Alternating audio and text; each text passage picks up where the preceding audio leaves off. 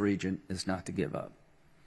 I am very optimistic we will break through, and let me tell you why. There's no other solution. You can destroy Hamas, and we will, but they will come back unless the Palestinians have something to live for and Israel has security to make sure there's no other October 7th. As to Iran, you'll never know peace in this region as long as the Ayatollah and his henchmen have the capability to terrorize the region. So the number one goal for me, above all else, is to neutralize the Iranian nuclear program, to take that threat off the table so we can talk to each other in this region and solve problems for the benefit of the world. As to normalization, I think it's just a matter of time, because what the Arabs want and what Israel wants and what the world wants is to come together in an economic partnership to move forward toward the light, away from the darkness. Let me, I think part of your question was sanctions.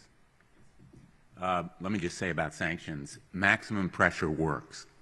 The Prime Minister emphasized to us how important strengthening and enforcing the sanctions are to deterring and weakening Iran. The United States can send a message to Iran. The President said that if there wasn't a release of hostages, there would be hell to pay. Now, Iran ought to be the one to pay hell, because ultimately they are responsible for what Hamas does, as well as Hezbollah and the Houthis. They are the head of the snake. And the common recognition of that fact is an encouraging part of what I see happening, because the Arab plan to be submitted to the President will reflect that common understanding.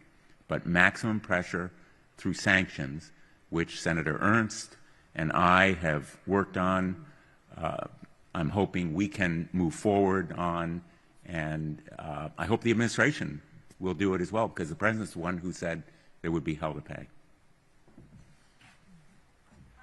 Senator Whitehouse talked about not wanting to irreparably disrupt the ongoing peace framework with Israel's neighbors, and there's some concerns in Israel about the array of Egyptian troops and tanks in Sinai. You know, in that same vein of disrupting the peace with the neighbors. So if you could just talk a little bit about what your concerns are and what you think the U.S. can do to help maintain the peace and deconflict, as you said. My concerns are exactly the ones that Senator Graham just expressed. In order to keep the peace framework on track, the Arab partners in that peace process are going to need an understanding that works for them and that they can bring home to their populations with pride. And at the same time, Israel needs to make absolutely certain that Hamas never has the power to inflict casualties in Israel again. And as a part of that, the best way to do that is to make sure they have no power in Gaza or anywhere else again. What that leaves open is the question of, once Hamas is gone, what is the governance for the remaining Palestinians in Gaza? And it's that question that could disrupt the comfort of the Arab partners as they conclude the deal. There's still deal space there, I believe, and I think it will land because I'm an optimist, but that's the issue that I was speaking to.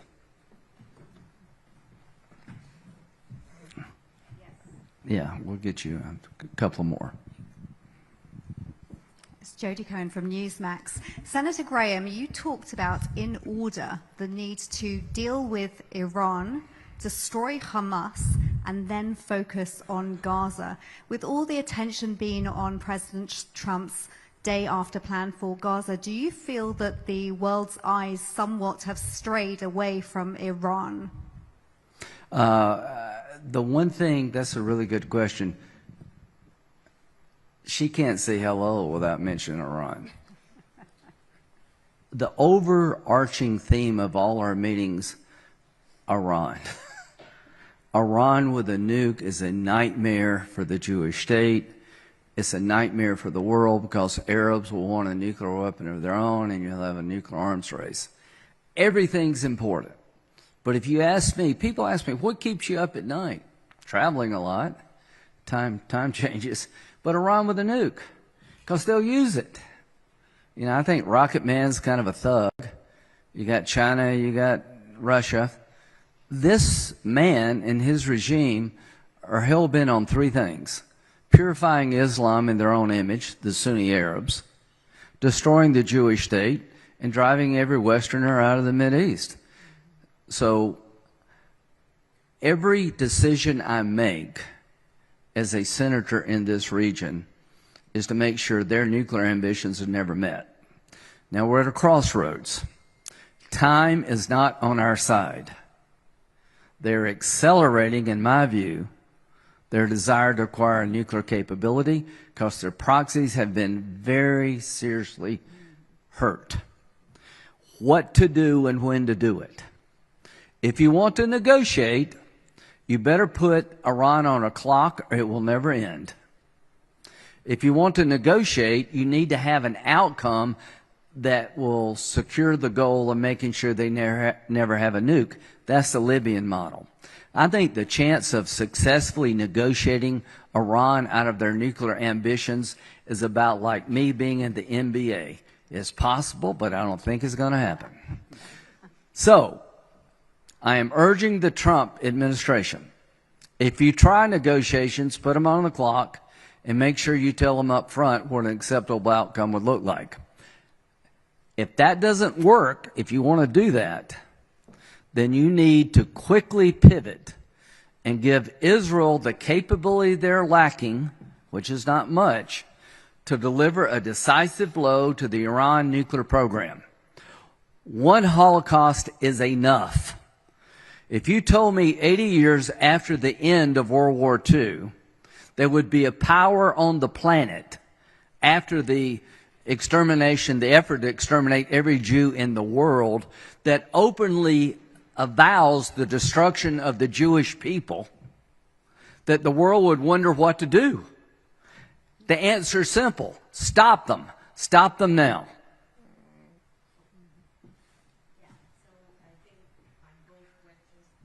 Thank you. Hi, I'm Lisa Rozovsky from Haaretz, and I think my both questions are to you, Senator Graham.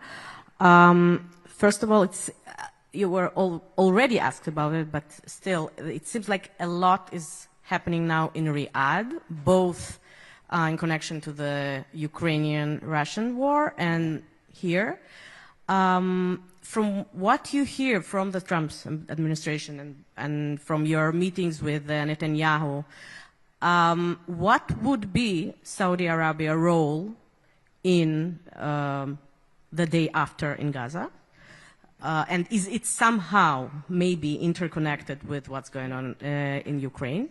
And second, about the ICC. Before sanctioning Netanyahu and Gallant, ICC sanctioned Putin, and then I don't think I heard any protests against it from your side. Aren't you afraid that this bill you're trying to pass and President Trump's executive order will ultimately disrupt, ruin the international law, the international order? Okay. Thank you. Russia and Israel are not the same. Bibi and Putin are not the same. Bibi actually has to get elected. Nobody's falling out of windows over here that I've seen. The idea that there's a comparison between Putin's Russia and Israel is offensive to me at every level. The Prime Minister goes to court 3 days a week. You have a very robust legal system over here. And if you don't like the government today, just wait. There'll be an election in 2 weeks. Does anybody really believe that Putin's held accountable by anybody in Russia?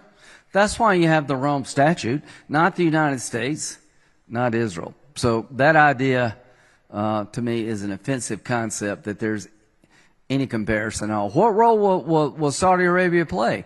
The key role, the definitive role. Now, how does this war end? It ends with the destruction of Hamas. It ends with people being able to leave Gaza if they want to, but the ones who choose to stay, what's next? And Iran's on the top. Got to get that done. Nothing works. The Arabs, through Saudi Arabia, have told me that they would recognize Israel. Saudi Arabia would, if they get two things: a defense agreement with the United States, which requires 67 votes, as kind of a checkmate to Iranian ambitions, and would be the ultimate brand change for Saudi Arabia. It'd be pretty easy to sell a business interest on coming to Saudi Arabia if you could tell that business concern America will go to war for Saudi Arabia. That's a big brand change. So he wants that. Two, he and every other Arab leader has to deliver a dignified solution to the Palestinian issue, or they will not last. I understand the politics in Israel. You're unified in the idea you don't want to reward the Palestinians with a state after they slaughtered 1,200 of your countrymen and women. I get that, and nor should you.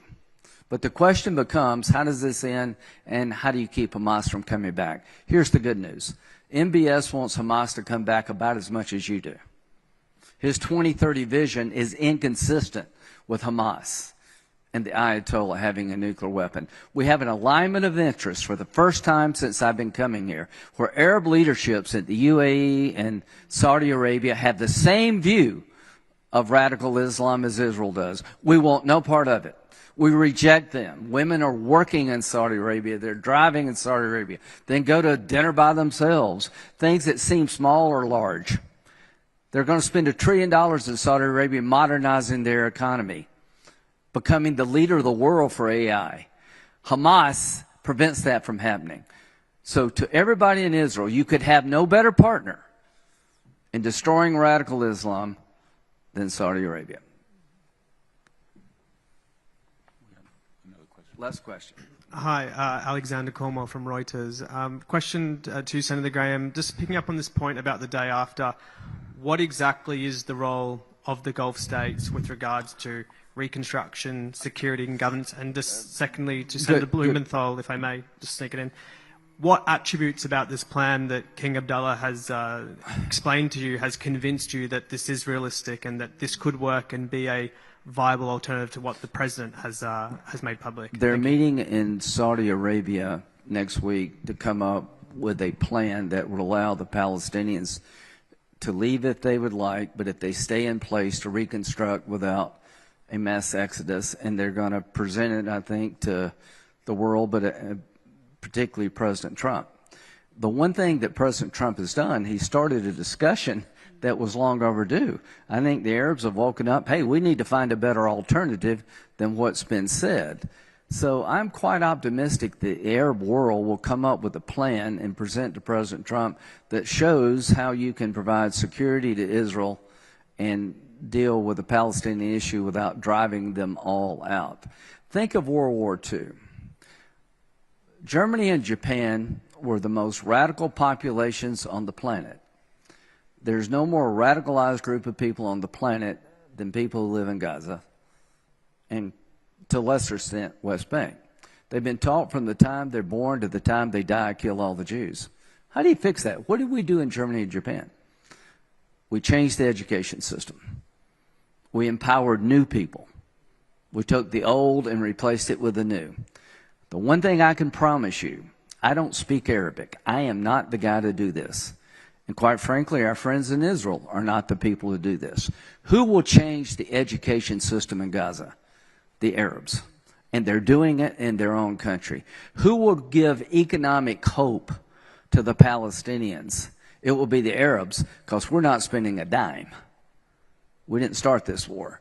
So my belief is that de-radicalization and demilitarization can only be accomplished through Arab involvement. The role of Israel. You should have the ability to go into any place you need to go to stop a terrorist attack. We did not leave Germany and Japan. We had a military presence there, and we're still there in a different role. I think it would be foolish to expect Israel to just leave the day after Hamas is destroyed. You have legitimate security concerns that will require some form of military presence. But let me tell you what would be equally implausible is to occupy Gaza permanently. You can't do that. That will result in Israeli soldiers being killed every week. So in the short term, and I mean years, not months, Israel needs to have the security presence required to prevent another October 7th, and you devolve power back to the new population you create based on conditions. This worked in Germany and Japan. It will work here. But it won't be Americans doing this. It will be the Arab world. Let me. I think you wanted me to elaborate as well.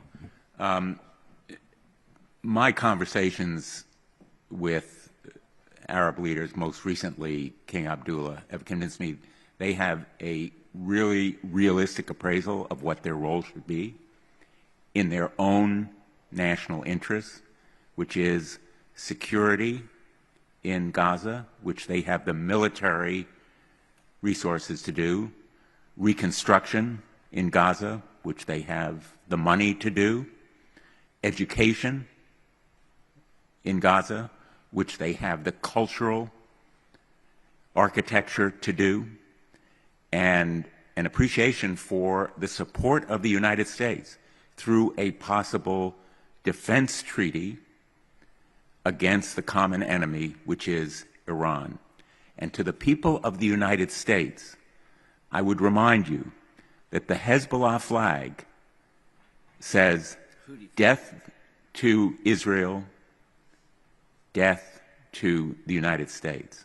That's the common mantra among the Iran proxies, death to the United States as well as to Israel. We have a mutual security interest here because the absence of a secure and lasting peace for this region will mean that it's a continuing source of terrorism threatening the United States. And the Houthi closure of the Red Sea is a perfect example. It is increasing the costs of goods and services in the United States of America because of the increased insurance costs. We are linked by unshakable bonds of faith, culture, economy, and emotion to Israel, but in a very real, hard-headed, practical sense. And we emphasize this point to the Prime Minister. Our future and our fates are inextricably linked by a common national security interest. Thank you all. Thank you.